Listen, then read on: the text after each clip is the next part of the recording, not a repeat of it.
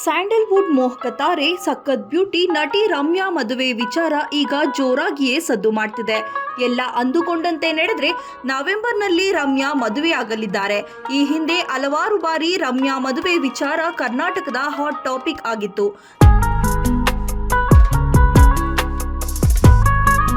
Sandalwood queen Ramya ಯಾವುದೇ ಕಾರ್ಯಕ್ರಮಕ್ಕೆ ಹೋದರೂ ಸಹ ಮದುವೆ ವಿಷಯ ಪ್ರಸ್ತಾಪವಾಗುತ್ತಿತ್ತು.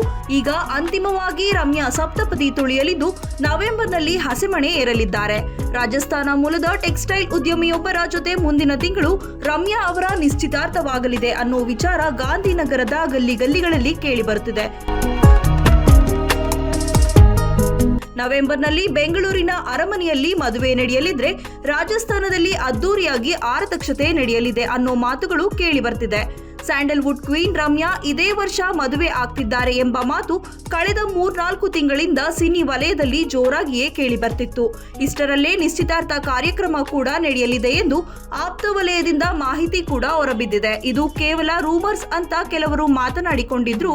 ಈ ವದಂತಿಗೆ ಪುಷ್ಟಿ ಎಂಬಂತೆ ಈಗ ಮದುವೆ ಮಾತುಕತೆ ವ್ಯಾಪಕವಾಗಿ ಚರ್ಚೆ ಆಗ್ತಿದ್ದು ರಮ್ಯಾ ಕಡೆಯಿಂದ ಯಾವುದೇ ಅಧಿಕೃತ ಮಾಹಿತಿ ಹೊರಬಿದ್ದಿಲ್ಲ.